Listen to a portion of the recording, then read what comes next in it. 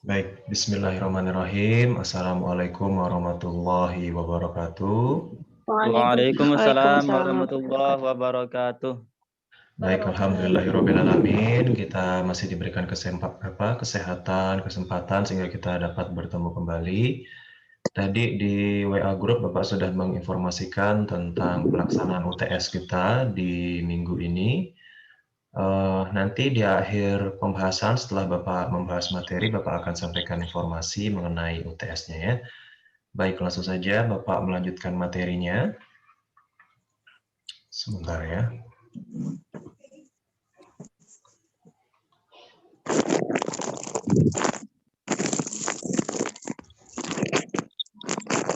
Oke, baik.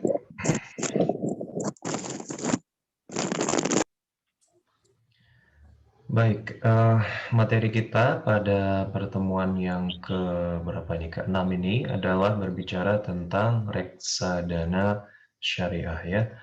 Baik, di pertemuan sebelumnya, pertemuan terakhir kemarin, Bapak sudah membicarakan tentang pasar modal syariah ya.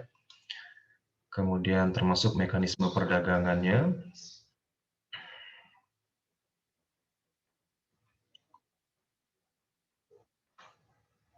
Sebentar.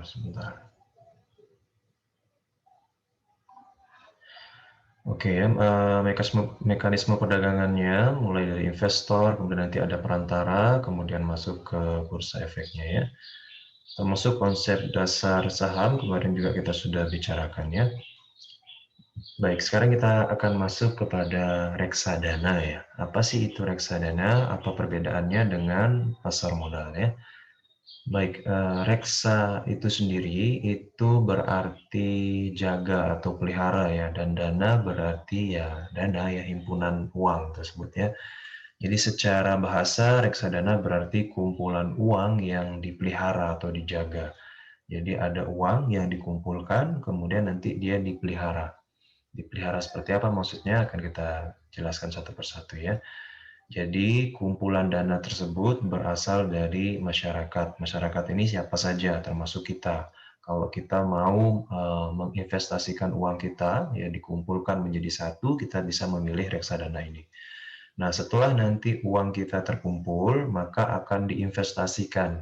Jadi nunggu terkumpul dulu, karena kan kemampuan masyarakat kan berbeda-beda. Ada yang kemampuannya banyak, sedikit. Nah, itu dikumpulin dulu semua. Setelah terkumpul duitnya cukup banyak, kemudian diinvestasikanlah ke dalam surat berharga yang ada di pasar modal tadi oleh yang namanya manajer investasi. Ya. Nah, reksadana ini pertama kali ada di Indonesia tahun 97 dengan nama perusahaannya. Jadi reksadana ini punya perusahaan ya, namanya Dana Reksa Syariah ya. Itu yang tahun 97 pertama kali ya. Diperuntukkan, nah reksadana ini memang diperuntukkan bagi investor pemula ya. Nah, menjadi seorang investor, orang yang menginvestasikan dananya di pasar modal, itu tentu tidaklah mudah ya. Kalau kita ingin berinvestasi di pasar modal, tetapi kita tidak punya banyak waktu, ya. Kemudian kita tidak punya pengetahuan yang cukup tentang pasar modal tersebut. Kita tidak punya modal yang cukup banyak untuk diinvestasikan, masih takut akan resiko kerugian, ingin sesuatu yang mudah, maka reksadana adalah jawabannya. Ya, karena di reksadana ini kita seolah-olah menyewa orang yang paham tentang dunia investasi.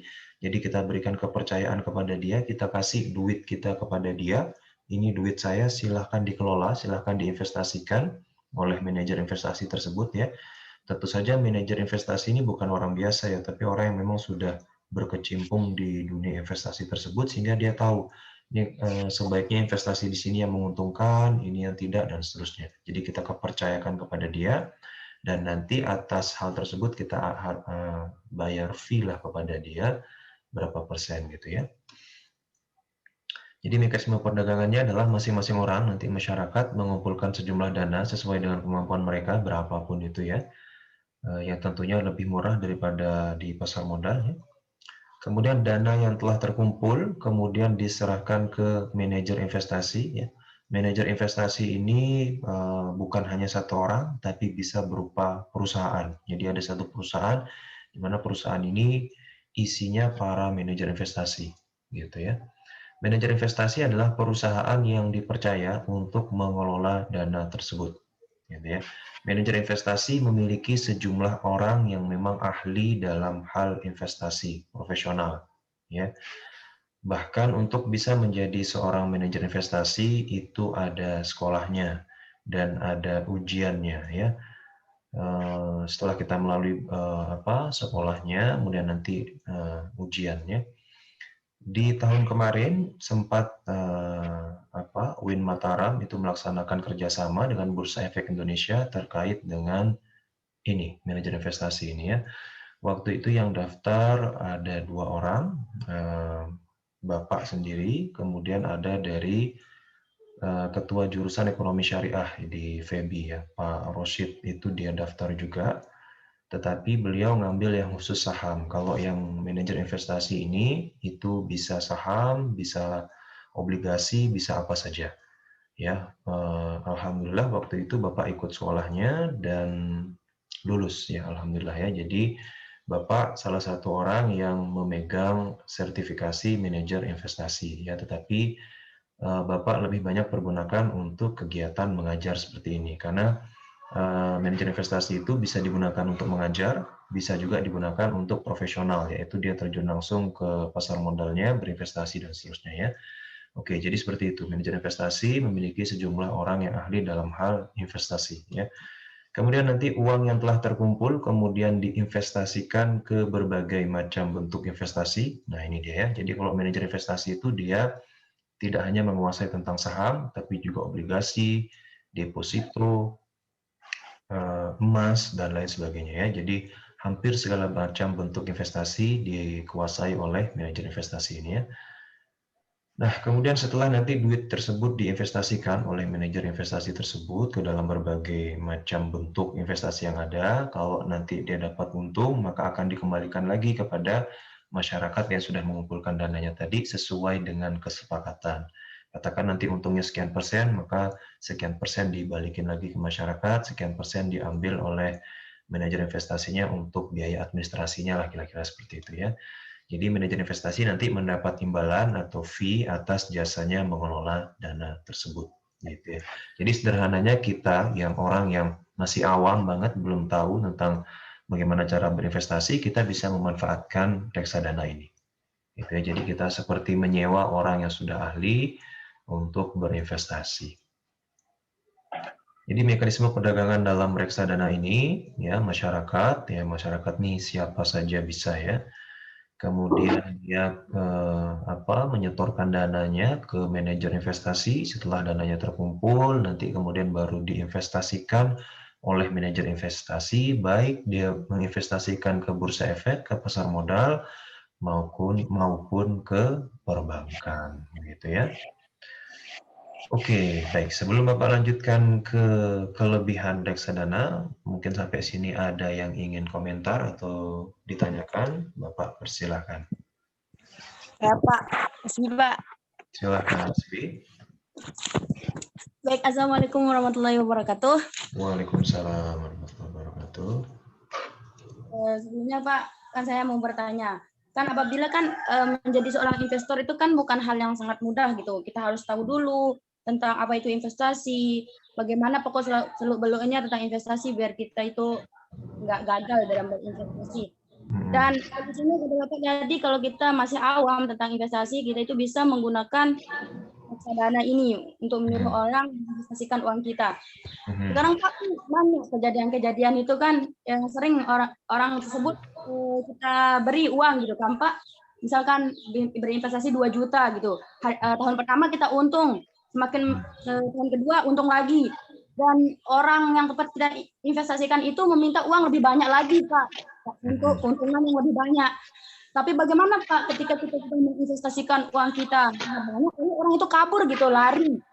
Apakah uang kita itu akan hilang atau diganti gitu Pak oleh yang lain gitu? Itu pertanyaannya Pak. Oke. Oke, baik ya. Jadi reksadana ini itu dia resmi ya, resmi dalam artian dia bukan perorangan, tapi perusahaan. Beda halnya kalau ada orang yang ngaku-ngaku, ayo investasi di saya, nanti saya ini dan segala macam, itu boleh jadi perorangan. Tapi kalau reksadana ini, dia perusahaan, dan itu perusahaan yang sudah ditunjuk resmi oleh Bursa Efek Indonesia, artinya sudah dapat izin dan segala macamnya. Nah, di dalam perusahaan reksadana inilah kemudian ada banyak orang-orang yang ahli dalam investasi tersebut ya. Jadi kalau kita menginvestasikan dana kita ke reksadananya, kita serahkan uangnya kepada perusahaan reksadananya ini, bukan kepada individu orangnya tersebut ya. Nah, nantinya setelah kita serahkan uang kita, itu kita tidak ada ikatan. Ikatan dalam artian nanti ketika kita mau mengambil uang kita, oh tidak bisa harus nunggu sekian, enggak ya. Kalau di reksadana ini, sekarang kita taruh dana, besok pagi kita mau ambil, bebas, terserah. Jadi nggak ada harus nyimpen dana. Dan nominalnya pun tidak harus sampai berapa juta gitu, enggak ya. Tapi kisaran mungkin di bawah 100.000 kayaknya ada ya untuk reksadana ini ya. Seperti itu ya. Jadi kalau mau menginvestasikan dananya dan masih belum yakin dengan kemampuan sendiri, bisa menggunakan reksadana yang resmi ini ya, yang resmi sudah terdaftar di OJK dan seterusnya. Nanti Bapak akan kasih lihat juga contoh-contoh reksadana yang ada. Ya. Silakan. Hanapi, Pak. Silakan Hanapi. Baik, assalamualaikum warahmatullahi wabarakatuh. Waalaikumsalam. Tentang reksadana aja.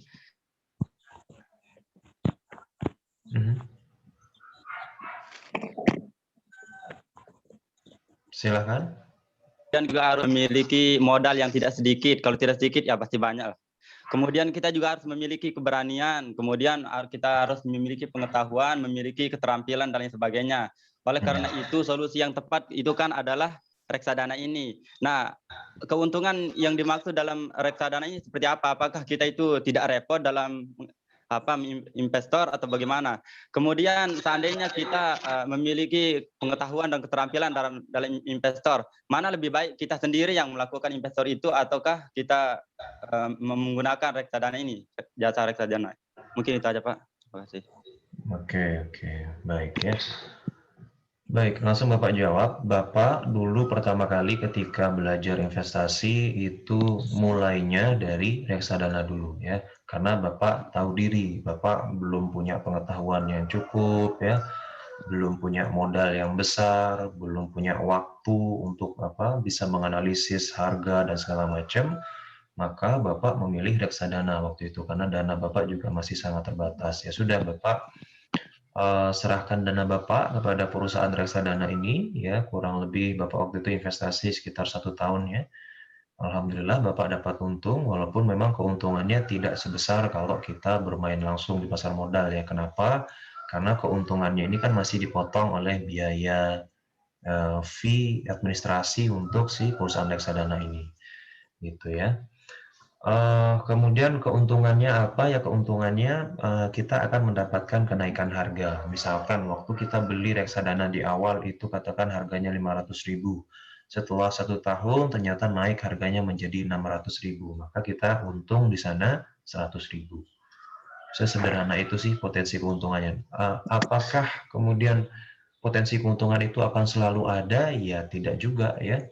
Selayaknya berinvestasi di pasar modal pasti ada resiko untung, ada potensi keuntungan, begitupun ada potensi kerugian. Bapak sendiri waktu menanam di reksadana pernah juga mengalami kerugian ya. Tetapi bedanya adalah kalau di reksadana itu potensi keuntungan dan kerugiannya relatif lebih kecil dan bisa terjaga. Ya kalaupun Bapak rugi, ya ruginya nggak terlalu banyak lah. Dibandingkan kalau Bapak bermain langsung di pasar modal tanpa pengetahuan, Bapak bisa rugi sangat banyak gitu ya. Jadi bagi kita yang mau memulai, bisa mulai dari reksadana ini ya, karena Bapak sendiri pun dulu memulai dari reksadana. Setelah kurang lebih beberapa tahun Bapak pelajari reksadana dan Bapak perlahan-lahan sudah mulai yakin, sudah mulai tahu, oh ini, seperti itu, barulah kemudian Bapak punya keberanian, Bapak jual semua investasi dana Bapak yang ada di reksadana, Bapak tarik semua, kemudian baru Bapak mulai masuk ke pasar modal yang sesungguhnya. Seperti itu ya. Silakan, ada komentar dari penanya.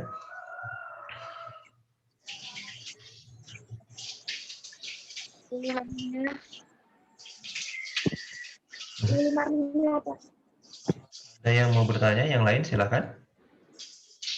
Saya Pak. Lili Marlina, Pak. Oke, silakan Lili Marlina. Ya, Pak. Saya ingin bertanya terkait reksadana dan obligasi. Bukankah reksadana dan obligasi ini sama-sama surat berharga atau mungkin beda, Pak?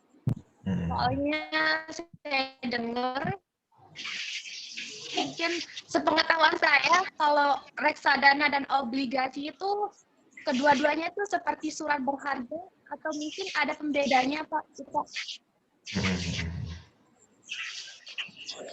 Oke, baik ya. Jadi kalau reksadana ini itu yang seperti Bapak jelaskan tadi, kita berikan uang kita kepada manajer investasi tersebut, kemudian nanti uang kita inilah kemudian diinvestasikan oleh reksadana ini ke berbagai macam investasi. Bisa ke saham, bisa ke obligasi, bisa ke deposito dan seterusnya. Ya. Nah, kemudian jadi reksadana dan obligasi jelas berbeda ya. Kalau reksadana ini perusahaan lah kurang lebih seperti itu. Kalau obligasi ini perusahaan juga, cuman perusahaan yang sedang membutuhkan uang. Jadi perusahaan ketika dia membutuhkan uang, suatu perusahaan ketika dia membutuhkan uang, dia punya berbagai macam cara untuk bisa mendapatkan uang tersebut. Katakan dia mau membangun perusahaannya menjadi lebih besar, dia mau buka cabang, dia mau beli mesin dan segala macam, dia butuh duit. Sumber dia mendapatkan duit itu ada banyak, ya bisa melalui internal ya dari modalnya dia sendiri atau melalui eksternal. Eksternal ini bisa pertama melalui bank, dia minjem di bank ya. Jadi dia berhutang ya, nanti dia minjem terus harus ada kewajiban mengembalikan. Atau dia bisa mengeluarkan yang namanya surat berharga. Surat berharga ini pun ada dua, ada dalam bentuk saham, ada dalam bentuk obligasi. Jadi kalau dalam bentuk saham, siapapun bisa menanamkan sahamnya di perusahaan tersebut, kemudian dengan bebas bisa menariknya kembali, masukkan lagi, dan seterusnya. Nanti di akhir tahun dia akan mendapatkan pembagian laba. Itu kalau saham. Tapi kalau obligasi itu surat hutang. Surat hutang itu adalah maksudnya nanti ada orang yang mau ngasih pinjam hutang kepada si perusahaan tersebut, katakan berapa nominalnya, ini saya kasih pinjam hutang, karena dia hutang maka suatu saat harus dikembalikan. Kalau sudah jatuh temponya harus dikembalikan beserta bunganya. Jadi ada kewajiban dia harus mengembalikan pada waktu tertentu si perusahaan yang butuh dana tadi. Tapi kalau saham nggak ada kewajiban dia harus kembaliin, bebas kapan saja ya.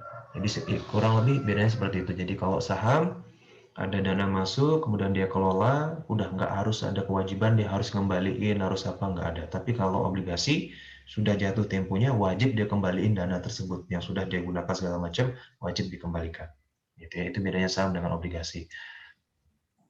Nah, saham dan obligasi tersebut diperdagangkan di bursa efek. Jadi masyarakat secara umum bisa membeli surat berharga tersebut. Nah, bagi masyarakat yang belum memiliki pengetahuan yang cukup, belum berani dan segala macamnya, bisa dia melalui reksadana ini untuk menginvestasikan dananya tersebut. Jadi reksadana ini seperti pihak ketiga lah yang membantu masyarakat untuk bisa memilih kira-kira saham mana yang bagus, obligasi mana yang bagus dan seterusnya. Karena saham dan obligasi tersebut kan diperdagangkan di bursa efek itu banyak banget ya. Yang menjual sahamnya itu kan perusahaan-perusahaan tersebut kurang lebih ada sekitar 600 perusahaan memperdagangkan sahamnya di bursa efek. Nah, di antara 600 sekian saham itu, mana saham yang bagus, mana saham yang jelek.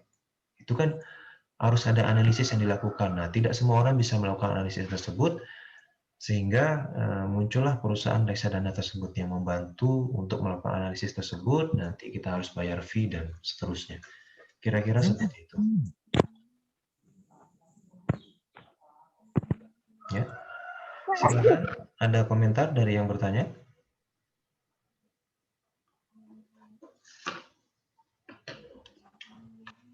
Oke, baik. Ini berhubung waktu sudah menunjukkan jam 1:29 ya. Berarti reksadana itu nggak bisa dibilang surat berharga. Eh,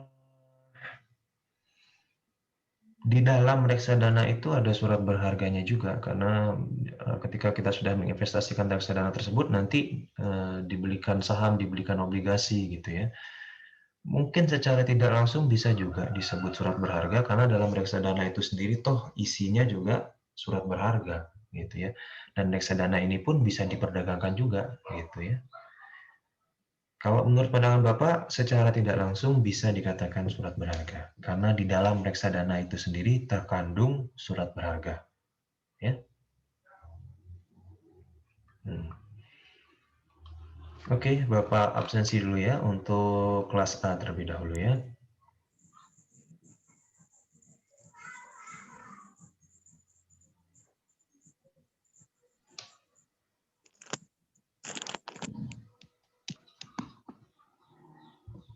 Oke, absensi kelas A. Nadia hadir? Hadir, Pak.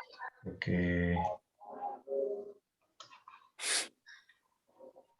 Sebentar ya. Muhammad Faisal? Muhammad Faisal?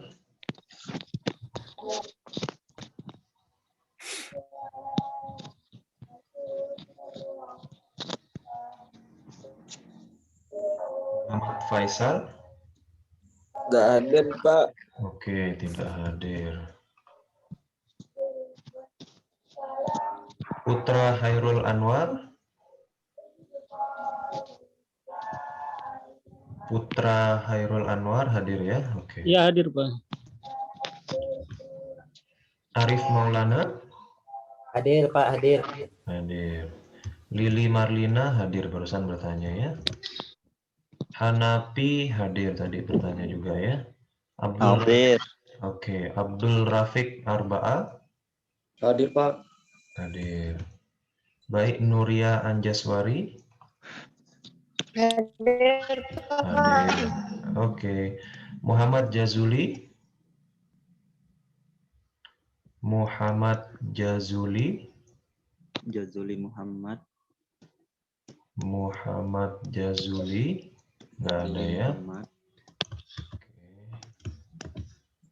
Mary Andriani? Hadir, Pak. Hadir. Hadir. Dimas Ramadan? Dimas Ramadhani? Tiram Kak Dimas. Ya, hadir. Dimas nggak ada ya. Hadir. Hadir, Pak. Tuh kan, ya tidur. Tiram Kak Dimas. Mana Dimas? Dimas Ramadhani? Hadir, Pak. Itu Hairil Yatami tuh. Hairil kah itu, Pak?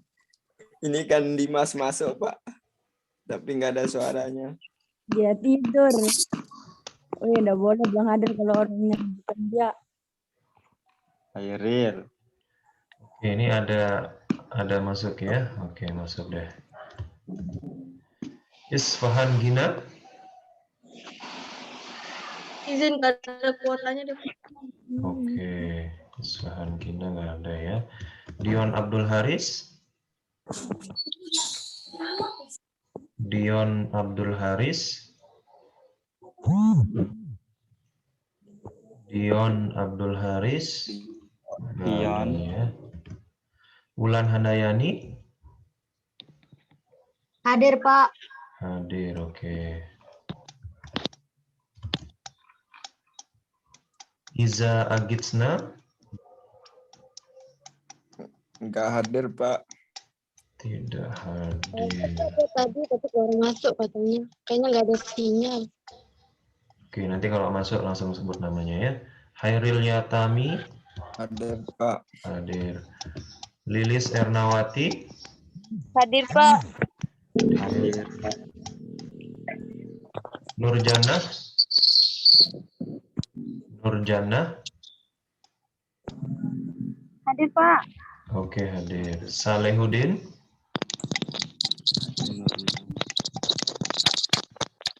Salehudin.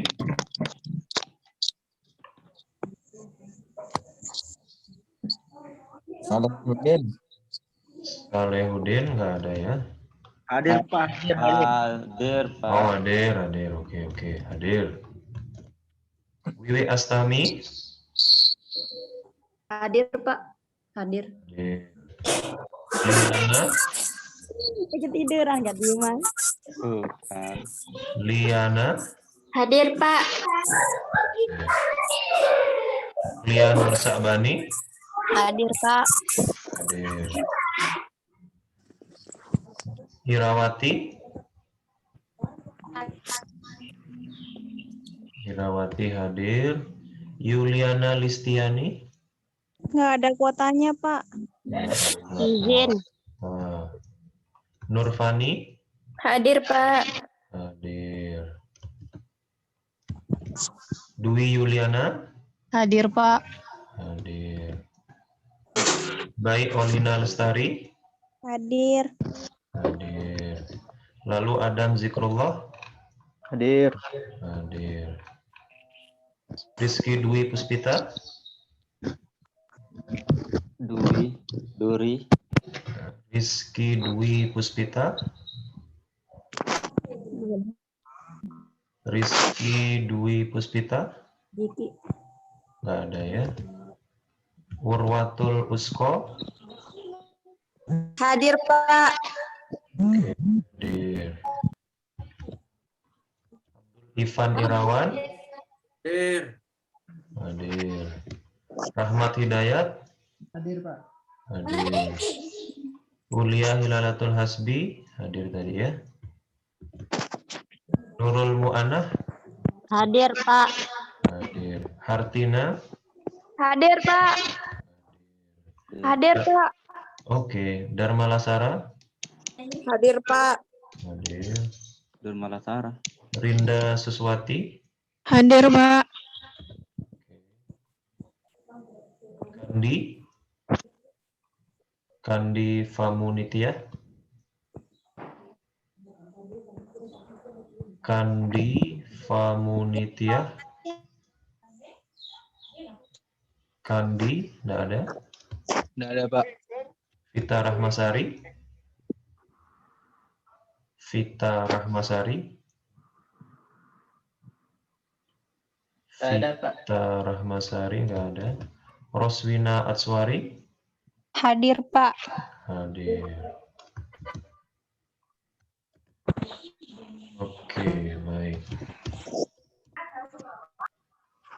Baik, yang kelas A yang tidak hadir adalah Muhammad Faisal, Muhammad Jazuli, Isfahan Gina, Dion Abdul Haris, Iza Agitsna, Yuliana Listiani, Rizky Dwi Puspita, Kandi Famunitya, Vita Rahmasari. Nanti kalau hadir langsung disebutkan namanya saja ya. Sekarang yang kelas B.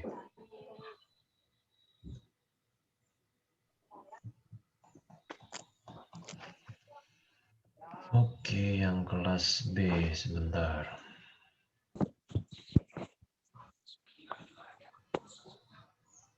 Hadir. Yang kelas B, Nurul Laili. Nurul Laili.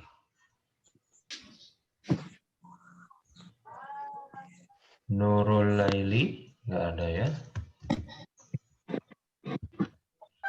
Muharil Qutbi. Muharil Qutbi. Muharil Qutbi, nggak ada.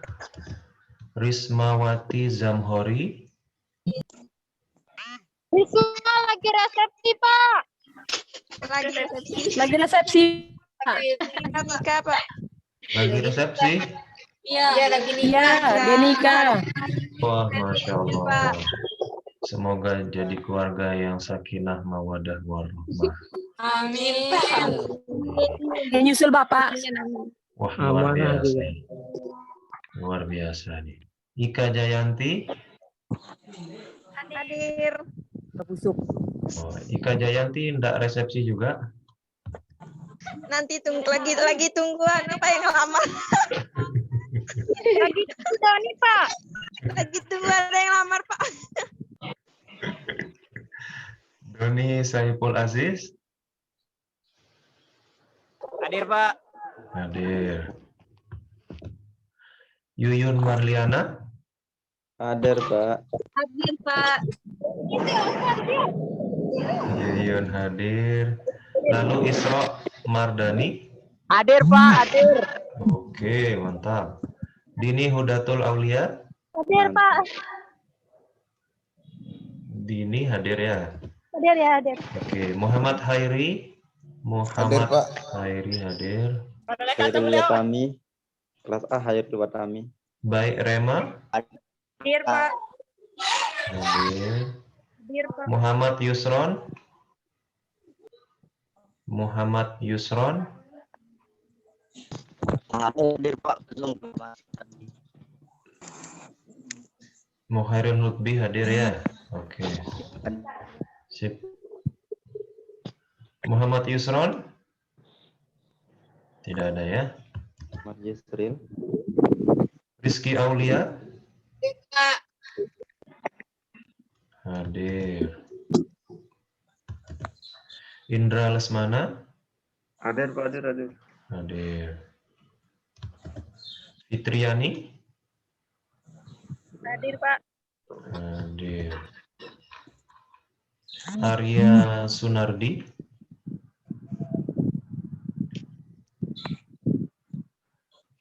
Arya Sunardi.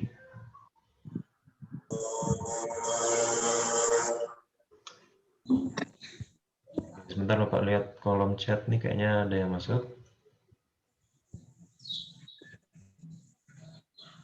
Oke, Kandi masuk ya. Kandi sebentar. Kelas A tadi Kandi ya. Iya Pak, jaringannya tadi Pak. Kandi. Kandi masuk ya. Sip. Iya Pak. Lanjut yang kelas B. Arya Sunardi tadi nggak ada ya. Kandi Borobudur. Wow, Andi Borobudur ya. Noni Apriani. Habis Pak. Noni hadir. Ayatun Nisa. Hadir Pak. Hadir. Agung Simanjani. Agung Simanjani. Hadir, Pak. Hadir. Suryani Purnamasari. Suryani. Hadir.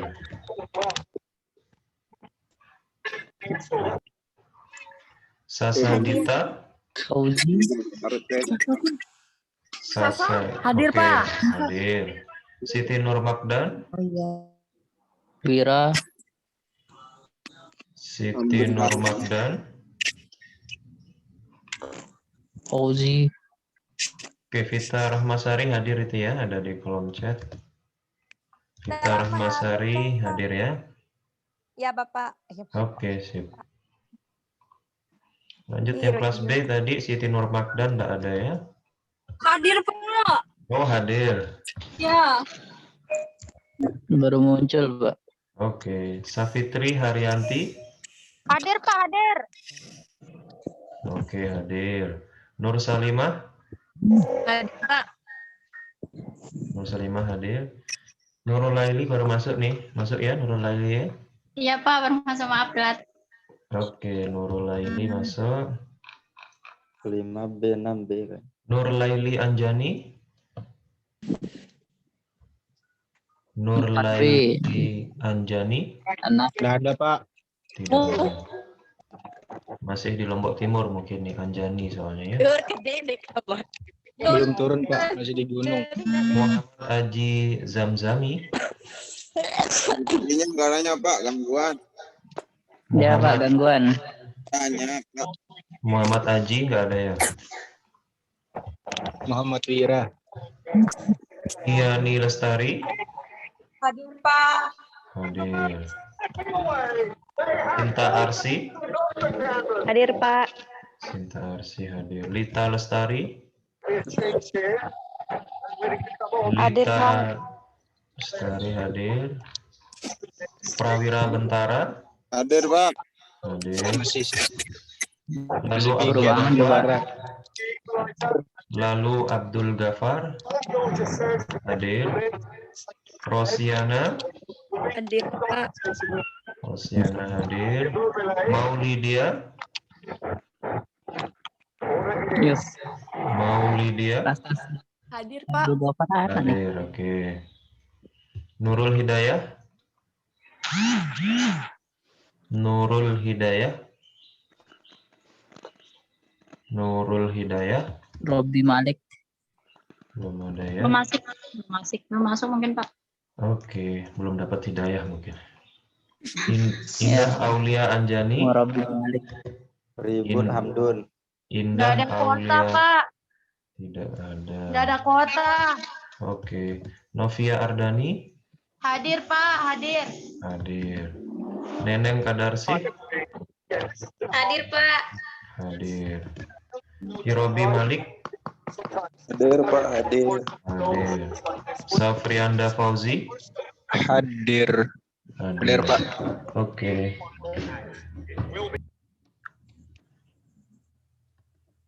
Erniwati. Oh, dia Acak ya. Erniwati. Erniwati. Kemana, Pak? Ribut Hamdun. Arti Ada, Pak. Putri Ayu. Hadir, Pak. Hadir, oke. Sip. Baik, untuk yang kelas B yang tidak hadir adalah Rismawati Zamhori, Muhammad Yusron Sabeki, Lagi begawe Risma, Pak. oke, Arya Sunardi, Nurlaili Anjani, Muhammad Nurlaili Anjani ada? Arya Sunardi, Pak. Hadir, Pak. Arya Sunardi hadir. Oke. Yohana Pin enggak disebut. Arya Oh, Sunardi saya sudah kelas hadir. A. Nurlaili Anjani yang tidak hadir, kemudian Muhammad Aji Zamzam tidak hadir, Nurul Hidayah, Indah Aulia Anjani, Erniwati. Oke ya. Hamdun hadir ya, Pak. Siapa? Hamdun Ahmad, kelas apa dia? Hamdun. Bolos. Hamdun bolos. Izin Hamdun, Pak. Hamdun, Disebut perasaan, Pak.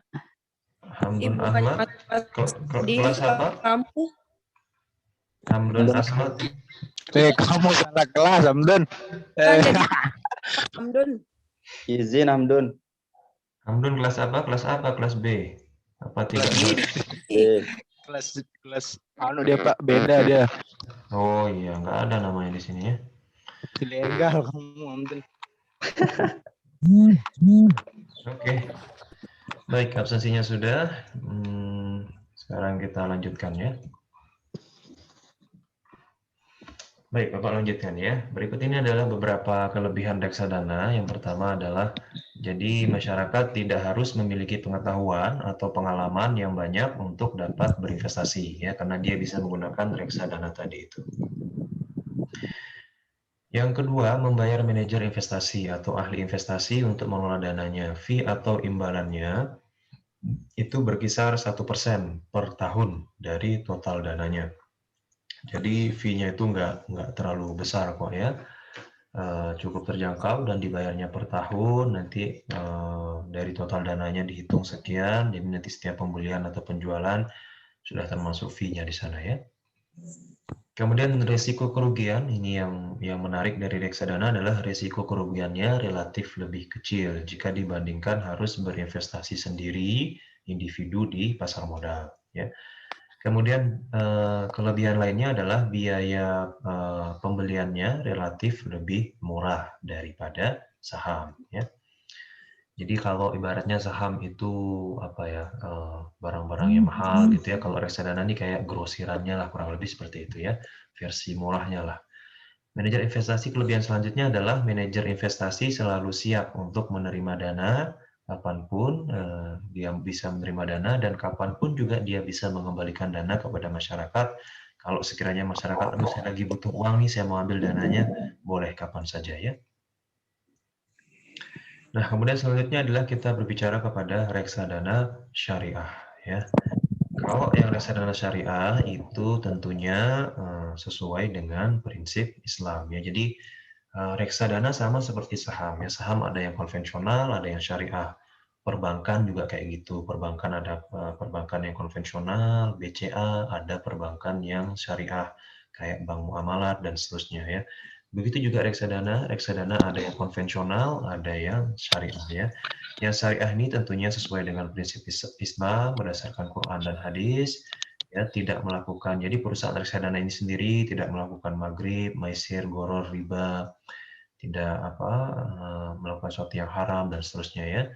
Kemudian dana yang didapat dari masyarakat dan kemudian dikelola, diinvestasikan ke dalam. Nah, dana yang sudah kita kumpulkan di reksadana tersebut akan diinvestasikan pula ke surat berharga yang syariah ya. Jadi kalau reksadananya ini syariah, maka dia hanya akan menginvestasikan dananya nanti ke yang syariah juga, gitu ya. Jadi perusahaannya sendiri sudah syariah, dia akan investasikan ke tempat yang syariah juga, gitu ya.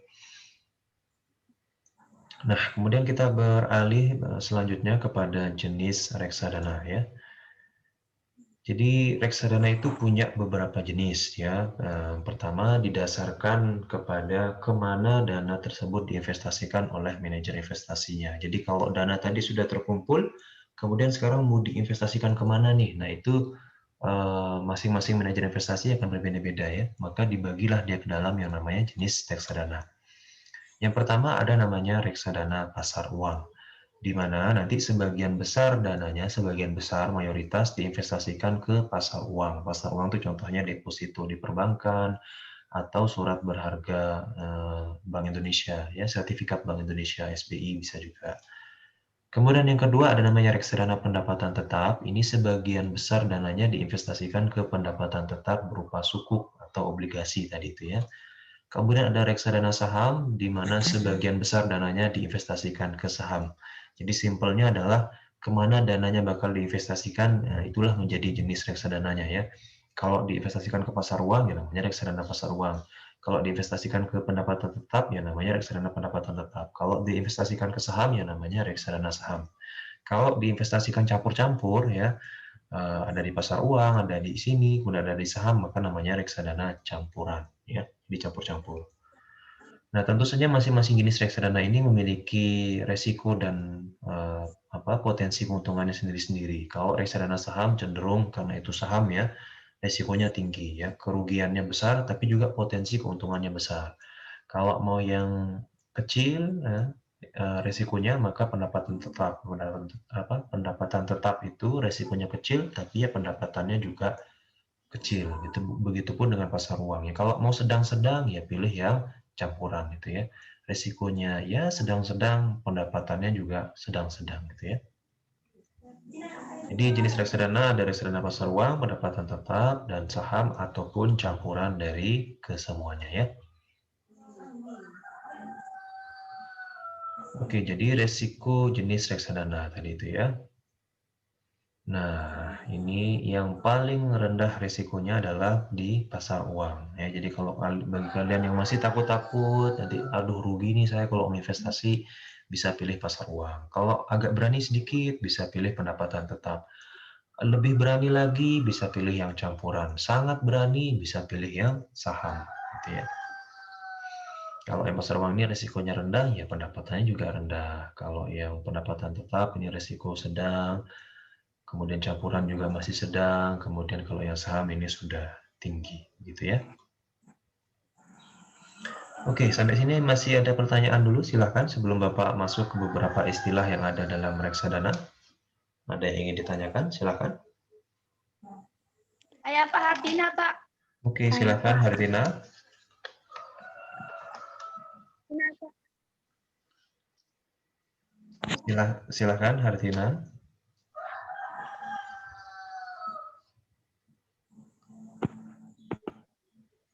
Pak, reksadana itu kan adalah pihak yang membantu masyarakat untuk melakukan investasi. Nah, bagaimana kalau pihak reksadana itu menyalahgunakan tugasnya gitu, seperti melakukan penipuan gitu, Pak? Ada kejadian seperti itu. Cuman itu aja, Pak. Oke. Baik ya, kalau yang melakukan penipuan pasti ada ya, cuman tidak banyak. Kenapa tidak banyak? Karena untuk bisa mendirikan perusahaan reksadana ini memang prosesnya panjang banget ya, prosesnya panjang banget. Harus ada modal yang disetor sekian segala macam. Kemudian prosesnya pun cukup sulit, harus memahami investasi dan seterusnya ya. Jadi selama ini sih, selama Bapak berinvestasi, selama ini cukup aman ya berinvestasi di reksadana. Duitnya Bapak setorkan, Bapak mau ambil kapanpun juga relatif aman, karena reksadana ini resmi ya dari Bursa Efek Indonesia, sudah ditunjuk resmi. Jadi bukan investasi abal-abal yang entah perusahaannya di mana, legalitasnya ini dan seterusnya, tidak. Tapi reksadana ini sudah resmi ada. Kalaupun nanti duitnya katakan dibawa kabur gitu ya, maka dia akan langsung ditindak tegas oleh pihak-pihak terkait seperti OJK, Otoritas Jasa Keuangan ya. Karena perusahaan reksadana ini sudah terdaftar di OJK, jadi kalau terjadi sesuatu nanti OJK yang akan bertindak secara cepat terkait dengan dana-dana tersebut ya. Seperti itu ya.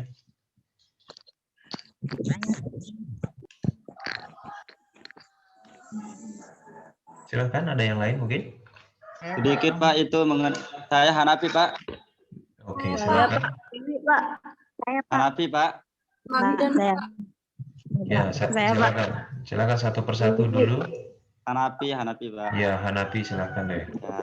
Sedikit Pak mengenai reksadana campuran itu. Nah, apakah yang dicampur itu reksadana macam-macam reksadana itu dicampurkan. Kemudian mengenai resikonya itu kan mengenai sedang-sedang. Sedangkan yang campuran itu otomatis ya bercampur gitu kan dari banyak reksadana. Nah, kalau dia banyak reksadana itu bagaimana proses interaksinya gitu Pak? Itu aja.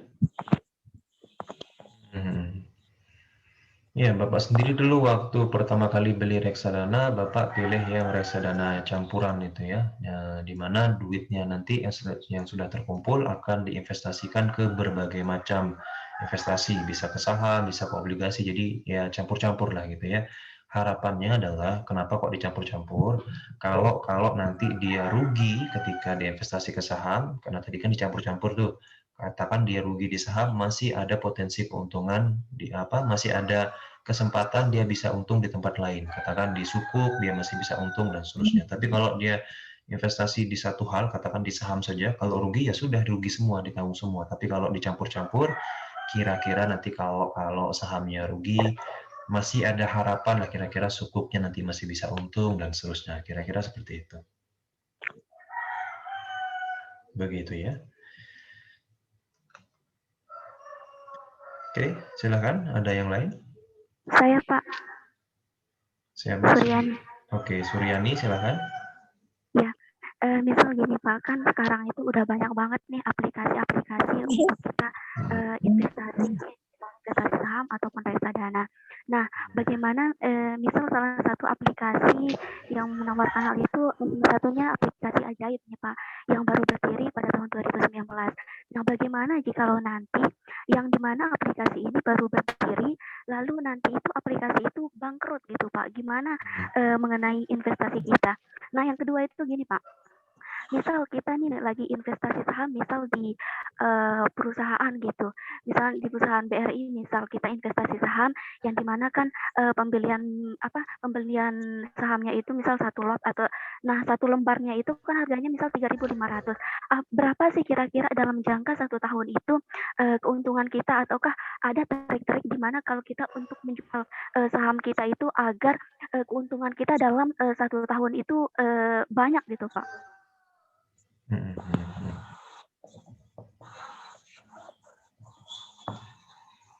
Oke, baik. Yang pertama, reksadana melalui aplikasi. Ya, sudah banyak banget ya, banyak banget ya. Coba Bapak cek sebentar di Play Store. Dulu Bapak waktu pertama kali ini beli reksadana juga lewat aplikasi ya, reksadana sebentar. Ada Bibit ya, Bibit ini aplikasi Bibit. Ini cukup, malah dia paling pertama nih ya. Ini cukup terpercaya juga. Waktu itu kalau Bapak pribadi pakai Bareksa ya waktu itu. Bareksa ini urutan kedua dia setelah Bibit ya. Jadi di sini kita bisa install aplikasinya, kemudian bisa store duitnya di sana, pilih reksadananya dan seterusnya gitu ya. Itu pertama mengenai aplikasi. Kemudian apakah ada kemungkinan aplikasi ini bakalan bangkrut dan segala macamnya? Ada kemungkinan ya. Tetapi kan setiap lembaga keuangan yang bergerak di bidang keuangan itu dia punya tanggung jawab secara keuangan terhadap para nasabahnya. Jadi katakan nanti dia bangkrut dan segala macamnya, maka perusahaan tersebut akan katakan dijual atau dilelang dan hasilnya tersebut akan digunakan untuk nasabahnya. Jadi prioritas utama adalah mengembalikan dana nasabah. Ya, karena itu merupakan hutang bagi perusahaan. Setelah itu lunas semua selesai, baru nanti untuk pemilik perusahaannya dan segala macamnya, gitu ya.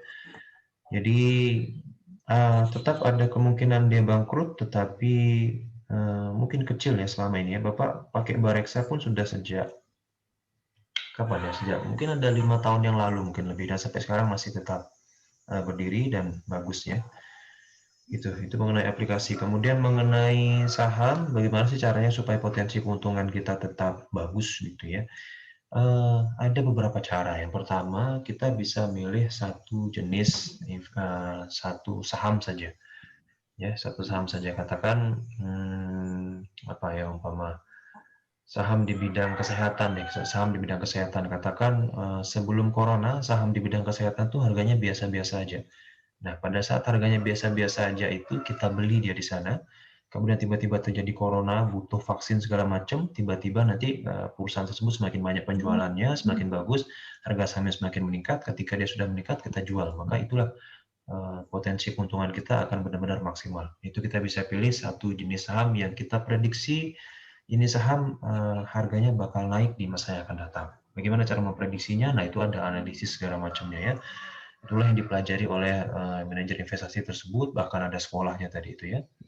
Kemudian kita juga bisa loncat-loncat dalam artian kita beli saham yang ini, kemudian nanti begitu naik harganya sedikit, katakan 1-2 hari kita jual, besok beli lagi yang lain, begitu seterusnya. Bisa juga seperti itu ya. Kira-kira seperti itu ya. Jadi kita bisa beli satu saham, kemudian kita biarkan selama beberapa tahun, baru kita jual, atau kita bisa jual dan beli beberapa saham berbeda-beda ya, tergantung situasi yang ada. Seperti itu. Kayak misalkan nanti menjelang Ramadan, mungkin saham-saham kayak PT Matahari yang jual baju-baju itu mungkin bakalan naik nanti karena penjualannya meningkat di bulan Ramadan dan seterusnya. Kira-kira seperti itu. Oke, silakan. Ada yang lain? Atau ada tanggapan dulu dari penanyanya? Silakan. Ya, Pak, itu aja. Ada aplikasi Bibit tadi itu, Pak. Iya. Saya dengar itu. Kalau aplikasi benih ada nggak? Tidak ada aplikasi benih ya itu. Bibit aja. Napi berjorak dong. Yang ada selain aplikasi Bibit, ada Bobot sama ada Bebet juga.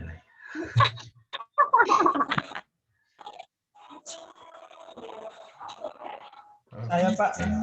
Oke, silakan Rahmat Hidayat. Oke. Kameranya belum nyala. Bentar Pak. Yang aplikasi tadi Bobot Bebet.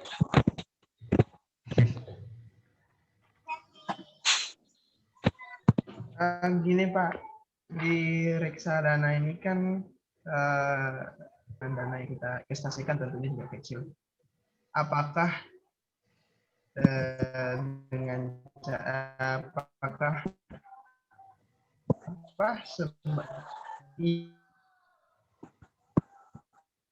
takut-takut nih Pak. Nah, mereka mengejar hal itu, orang orang yang belum memiliki ilmu cukup di dunia berkembang lebih besar gitu Pak, atau seperti apa? Terima kasih Pak. Oke. Agak putus-putus suaranya ya. Iya Pak, ada putus. Ada sinyal Pak. Halo. Halo, ya. Apa pertanyaannya tadi? Ulangi Pak. Ya, singkat saja coba. Gini Pak. Oke, di reksadana ini kan kita berinvestasi dengan resikonya lebih kecil. Apakah reksadana bertujuan melakukan hal tersebut sebagai strategi untuk menarik orang lain dalam investasi? Sekian Pak. Oke, ya.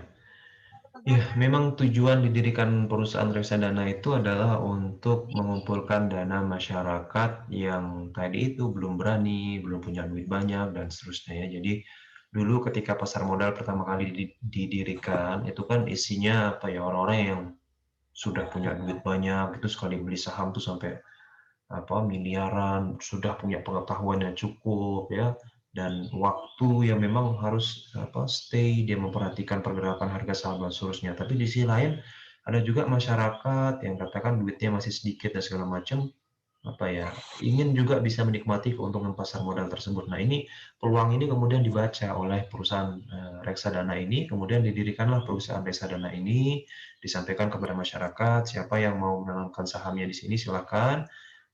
Relatif lebih murah, nanti setelah dananya terkumpul baru kemudian kita investasikan ke pasar modal dengan para manajer investasi yang kita punya dengan keahliannya dan seterusnya ya. Jadi memang seperti itu kok tujuan awal didirikan reksadana tersebut ya.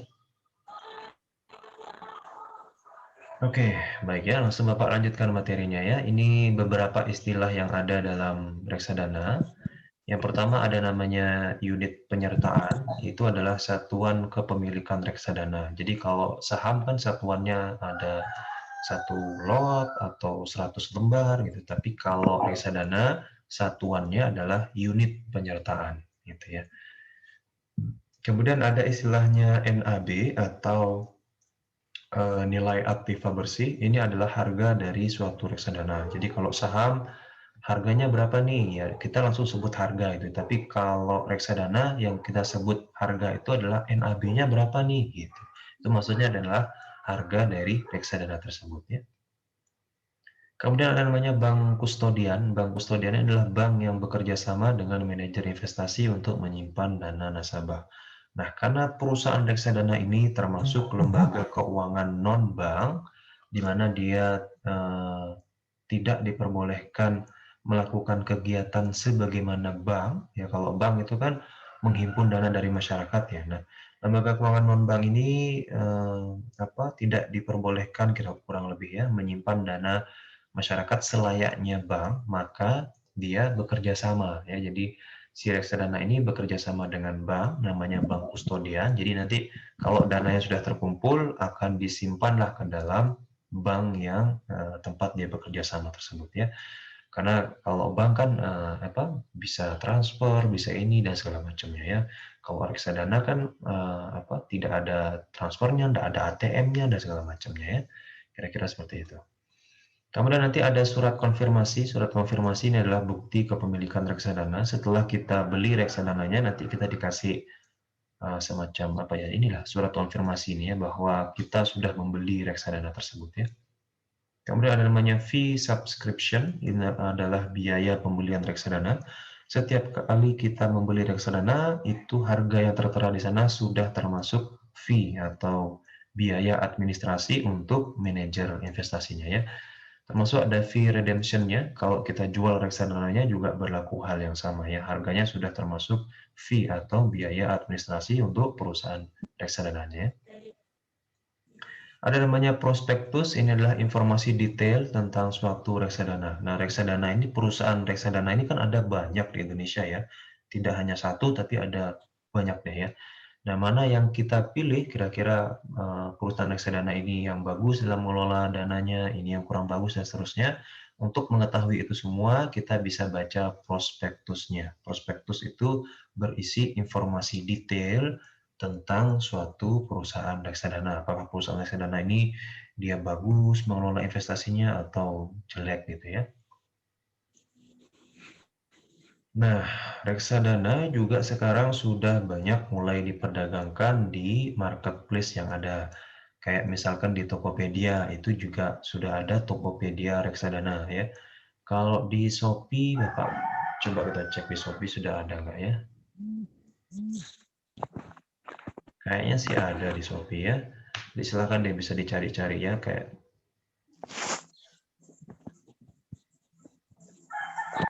reksadana.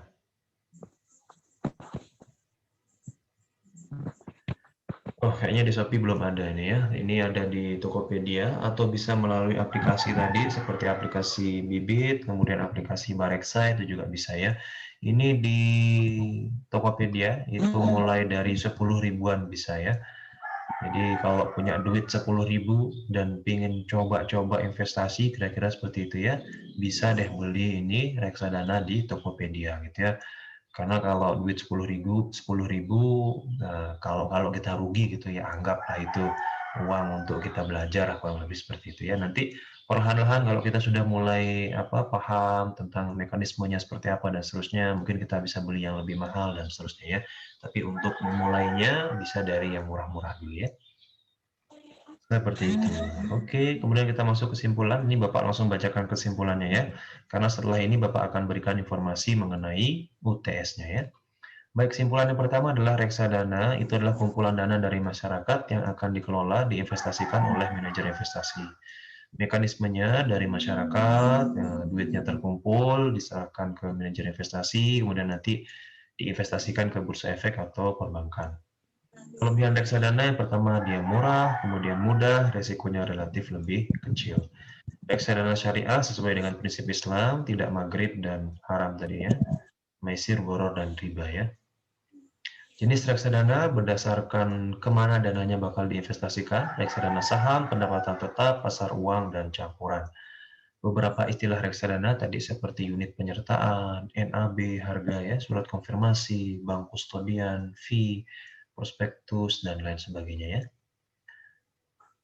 Oke, ada pertanyaan tadi ini sudah ya. Terima kasih. Langkah awal investor dimulai dari reksadana. Jadi barang siapa yang ingin jadi investor bisa memulainya melalui reksadana. Oke, baik ya. Bapak akan lanjutkan ke informasi tentang UTS-nya ya. Oke, sebentar.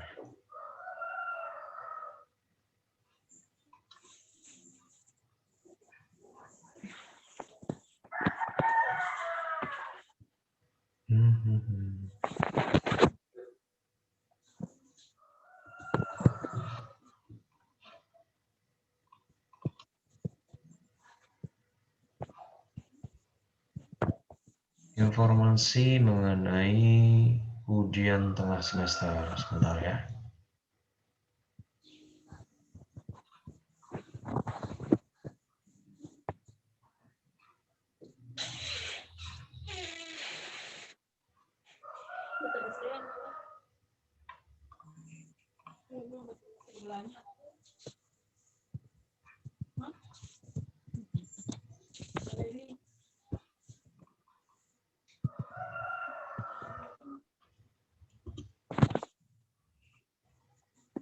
Auto langsung download Bibit.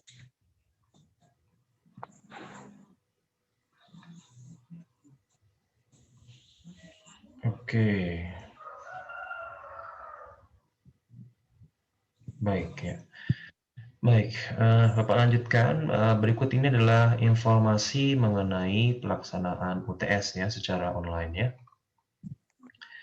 Mata kuliah Manajemen Lembaga Keuangan Islam ya dilaksanakan pada hari Jumat 2 April 2021 ya, atau lebih tepatnya bulan depan ya. Bulan depan yang lagi beberapa hari ini ya. Sekarang tanggal 29 Maret ya, mungkin lagi beberapa hari ya. Jumat depan inilah ya. Dilaksanakan pada hari Jumat 2 April 2021. Untuk kelas A itu jam 8 pagi sampai jam 9.30 ya.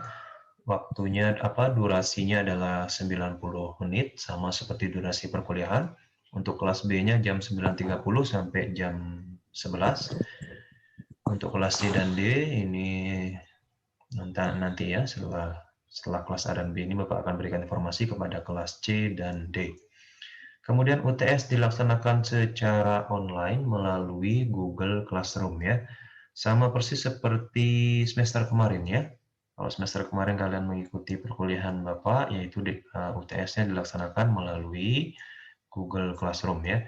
Silahkan kalian bisa masuk ke Google Classroom-nya ya. Nanti Bapak akan share kembali link untuk masuk ke Google Classroom-nya ya. Semua informasi Bapak upload ulang di sana, termasuk materi-materi yang ada Bapak sudah upload juga di sana. Silahkan kalian bisa pelajari kembali, baik materi dalam bentuk video, baik video Bapak sampaikan, Bapak rekam di YouTube, maupun video Zoom ini Bapak akan rekam juga dan upload di YouTube juga.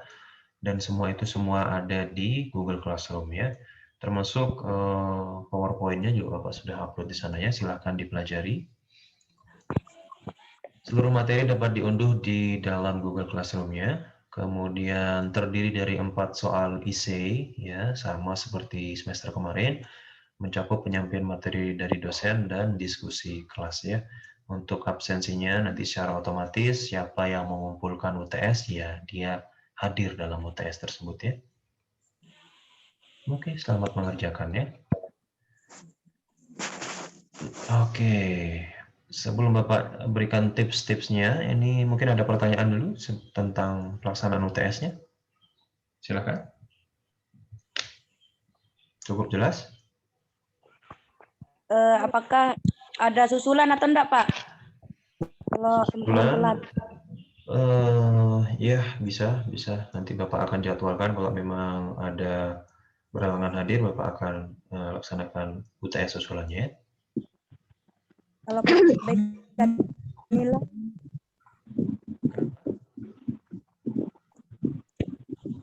Ada yang lain yang ingin ditanyakan? Pak, apakah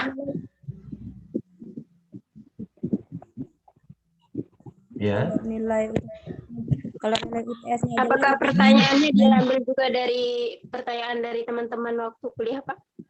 Iya, Bapak ambil juga dari sana ya. Pertanyaan-pertanyaan yang kalian sampaikan baik melalui Zoom seperti ini kan ada rekamannya semua tuh, kalian bisa tonton kembali. Begitupun dengan pertanyaan-pertanyaan yang ada pada saat di WA Group, itu juga Bapak akan pilih salah satunya nanti untuk menjadi soal UTS-nya ya.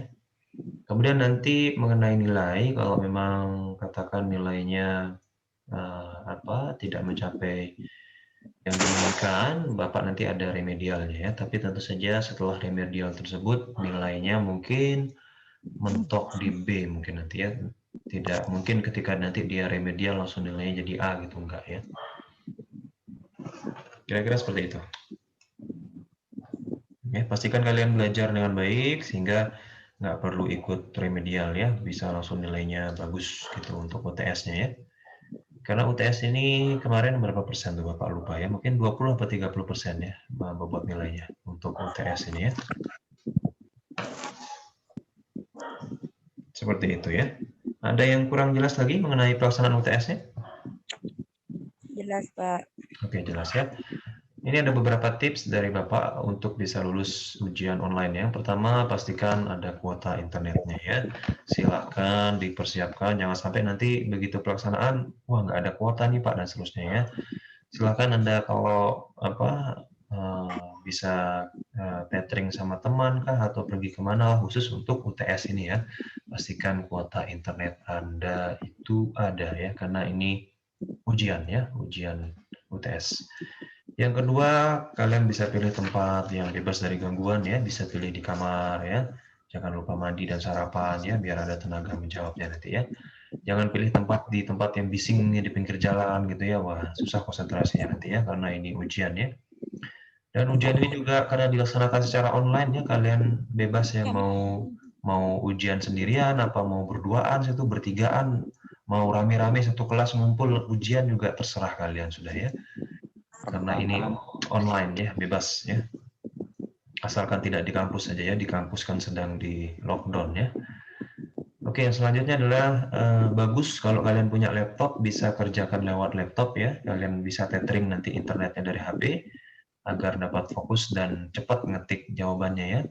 Dan tidak terganggu oleh notifikasi HP ya. Nanti kalian katakan lagi ujian, tiba-tiba ada telepon, tiba-tiba ada, waduh repot nanti kalau lewat HP ya. Gitu dan pastikan baterai HP baterainya penuh dan seterusnya ya. Ya, menurut pengalaman memang jauh lebih enak ya mengerjakan ujian secara online itu lewat laptop ya. Nanti HP-nya bisa pakai baca-baca materi dan seterusnya ya. Selanjutnya adalah fokus pada diri sendiri ya. Ingat waktu pengerjaannya hanya 90 menit untuk 4 soal. Jangan sibuk dengan orang lain, nanti pekerjaan sendiri terbengkalai gitu ya. Fokus saja pada diri sendiri, kalau sudah selesai ya sudah aman ya. To the point ya, jawabannya singkat, padat, dan jelas, jangan terlalu panjang juga. Nanti kemungkinan Bapak akan batasi jawabannya ya, maksimal berapa karakter gitu. Jadi tidak bisa jawabannya terlalu panjang sampai berapa paragraf itu enggak ya. Nanti Bapak kira-kira Bapak atur maksimal mungkin beberapa paragraf gitu ya. Sehingga jawabannya singkat, padat, dan jelas ya. Gunakan kata-kata sendiri ya. Hindari copy paste ya. Boleh Anda cari di Google silahkan. Soalnya itu di copy, di paste, di paste di Google, nanti cari jawabannya di mana, terserah, boleh. Tapi untuk ketika Anda menjawab nanti ya dihindarilah langsung copy paste seperti itu ya. Tapi gunakan kata-kata Anda sendiri ya. Kenapa? Karena ya Bapak bisa dengan mudah juga mengecek ya. Jadi jawaban Anda itu tinggal Bapak copy, kemudian Bapak paste di Google, nanti ketahuan tuh ngambilnya dari mana dan seterusnya ya. Kalau kata-katanya masih menggunakan kata-kata aslinya. Jadi dibahasakan ulang lah kurang lebih seperti itu ya. Anda pahami kira-kira maknanya seperti apa, kemudian ditulis ulang dengan gaya bahasa Anda sendiri. Kira-kira seperti itu ya. Persiapkan peralatan tempurnya ya, kalau bisa materi-materi itu di-print ya. Kan dalam bentuk PDF itu bisa di-print, mungkin di-print kecil-kecil lah segala macamnya, sehingga nanti pada saat ujian lebih mudah mencarinya ya, ketimbang masih dalam bentuk file nanti buka-buka dan segala macamnya ya. Kemudian pastikan jawaban Anda itu berdasarkan materi yang Bapak berikan. Itu referensi utamanya ya. Boleh jadi nanti di internet ada jawaban-jawaban yang lain ya terkait dengan soal tersebut, tapi gunakanlah referensi utamanya dari materi yang Bapak bagikan. Karena itu sumber utamanya ya. Nanti kalau memang dirasa kurang, barulah ditambahkan dengan pikiran sendiri atau sumber-sumber lainnya. Gitu ya.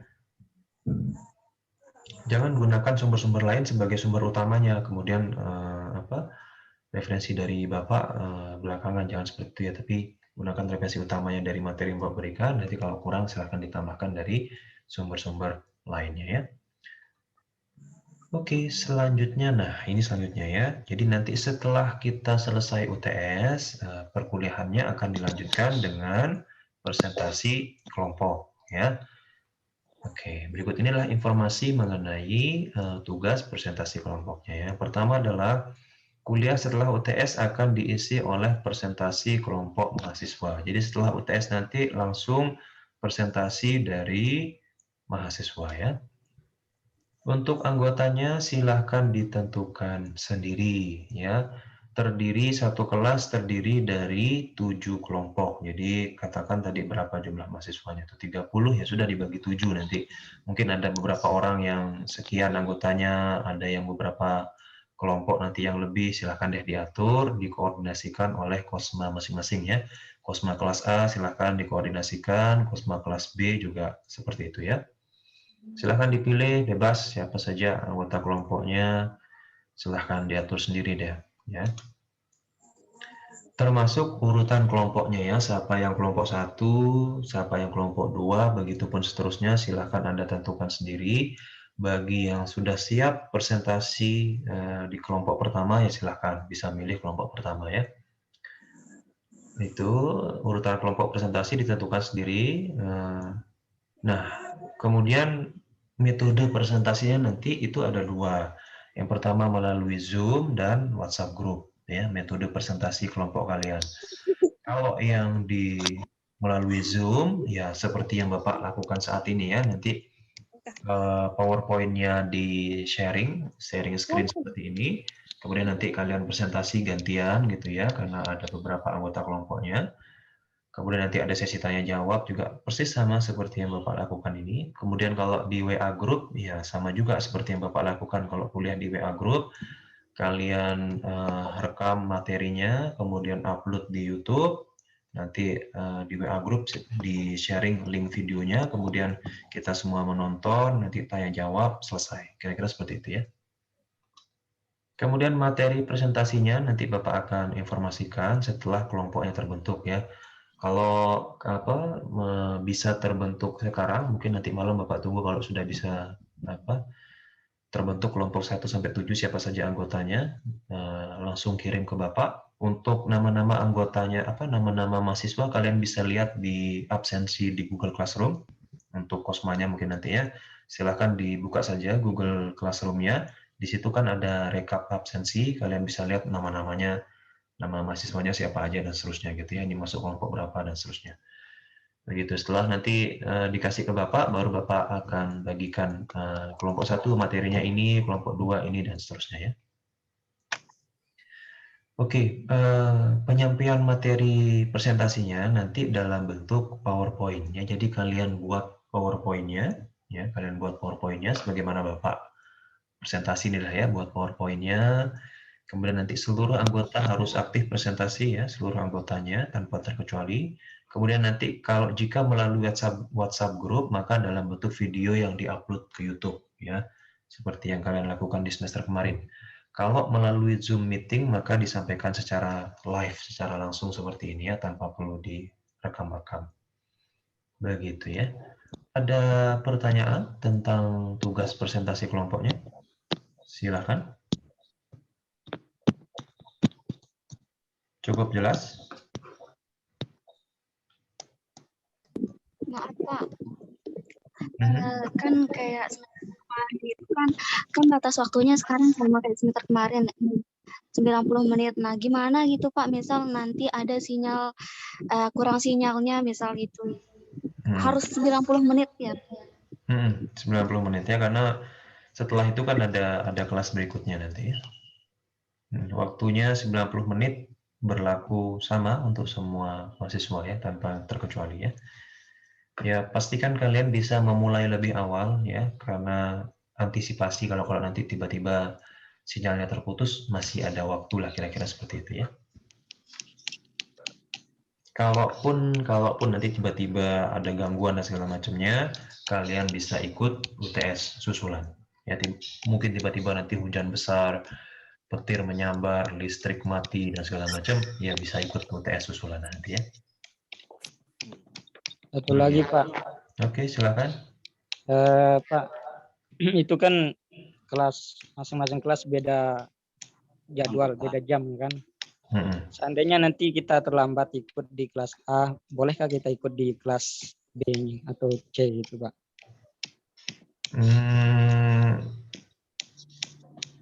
Biasanya sih Bapak akan buatkan UTS susulan khusus nanti untuk yang terlambat itu ya, karena boleh jadi kan materi ujian di kelas A dan B itu dia berbeda pertanyaannya, karena Bapak untuk pertanyaan ujian di kelas A Bapak akan ambil dari WhatsApp group daftar pertanyaan-pertanyaan yang ada di kelas A tersebut. Begitupun dengan kelas B, jadi berbeda pertanyaannya ya. Biasanya nanti untuk yang seperti itu Bapak akan buatkan khusus UTS susulan. Gitu ya, jadi tidak bisa ikut di kelas lain gitu ya, supaya tidak mengganggu juga kelas lain dan segala macamnya. Jadi Bapak bisa fokus di kelas tersebut, begitupun dengan datanya dan seterusnya ya. Seperti itu ya. Ya baik Pak, terima kasih. Ada yang lain silakan. Pak, mengenai ini untuk ini Pak, untuk tugas presentasi kelompoknya. Kan ini kita juga pakai Zoom ya Pak. Ini kelas A sama kelas B, nanti pas presentasi kelompoknya itu dibeda dia Zoom-nya? Bergantian. Nah, itu dia ya. Oh, gitu. Jadi kalau nanti Anda memilih katakan ini sebentar ya, Bapak coba bukakan ya. Nah, ini adalah jadwal kuliah kita mulai nanti di pertemuan ke-8 di hari Jumat itu kan kita UTS ya. Ini jadwalnya kelas A, B dan seterusnya.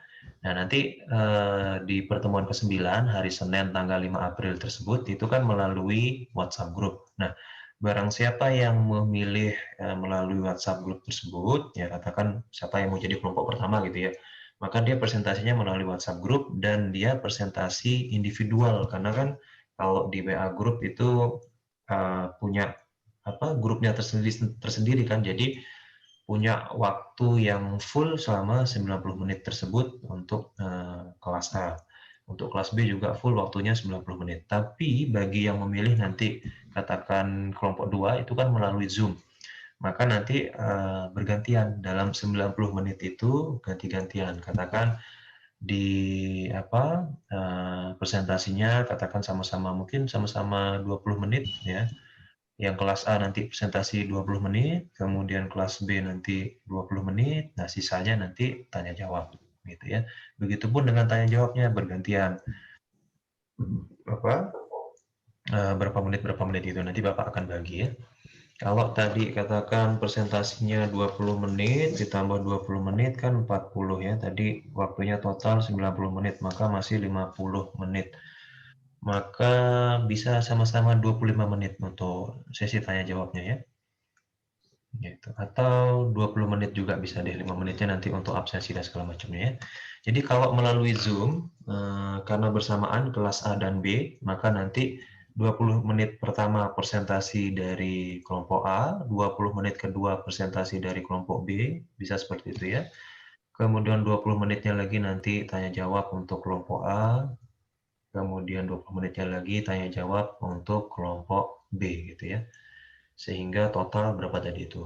20 kali, ya kurang lebih 90 menit lah. Begitu ya. Pak,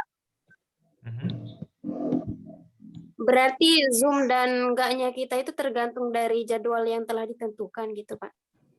Bebas kalian mau pilih. Kalau kalian pilih, nanti kan kalian koordinasi sama posmanya ya. Katakan kalian terbentuk satu kelompok dan saya mau jadi kelompok pertama nih. Kelompok pertama itu kan jadwalnya adalah di pertemuan ke-9, itu kan kelompok pertama ya. Maka dia melalui WhatsApp group. Tapi kalau kelompok 2 ya dia melalui Zoom. Kelompok 3 melalui WA, kelompok 4 Zoom, kelompok 5 WA, kelompok 6 Zoom, kelompok 7 WA. Terserah kalian mau pilih yang mana. Tapi kalau kebanyakan pilih misalnya WA aja, Pak.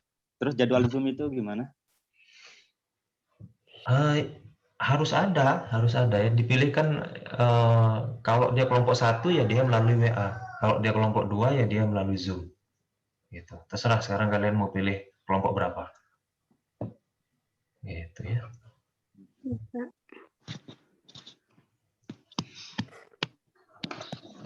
Kalau mungkin bagi yang khawatir sinyalnya terganggu dan segala macam, kayaknya lebih bagus dia pilih yang WA group gitu karena materinya semua sudah direkam. Tinggal kita share linknya ya sudah aman sudah ya. Gitu. Tapi bagi yang ingin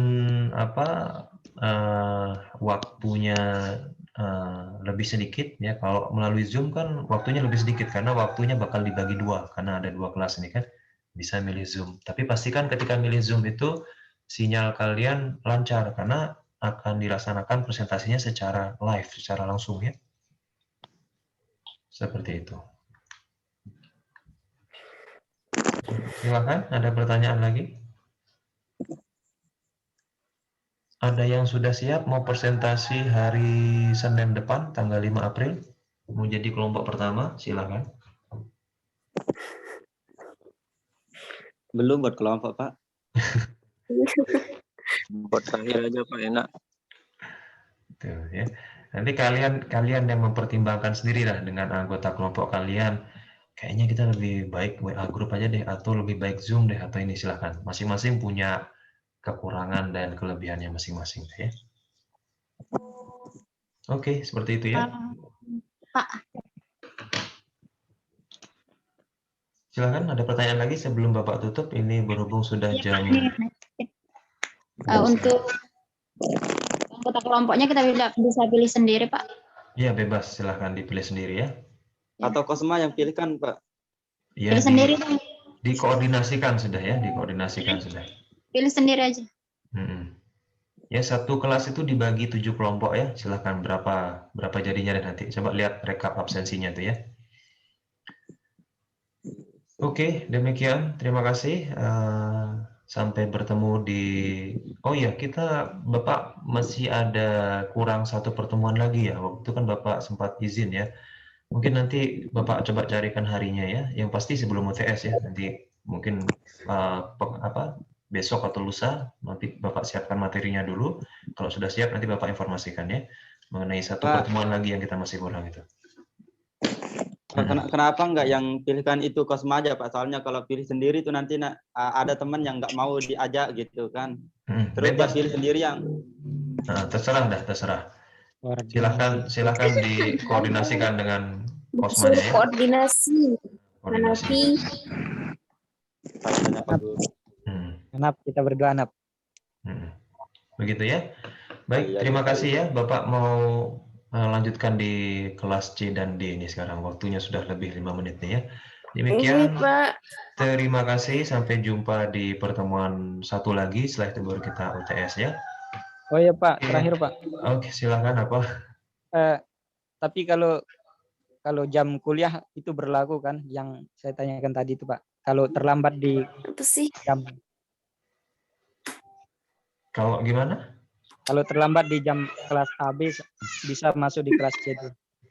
Enggak bisa. Enggak bisa. Kan udah enggak bisa. Agak. Tetap deh ya kalau kelas A ya kelas A dan begitu. Kelas B gitu ya. Sama B, Pak. Oke, baik. Terima kasih. Sampai jumpa. Assalamualaikum warahmatullahi wabarakatuh.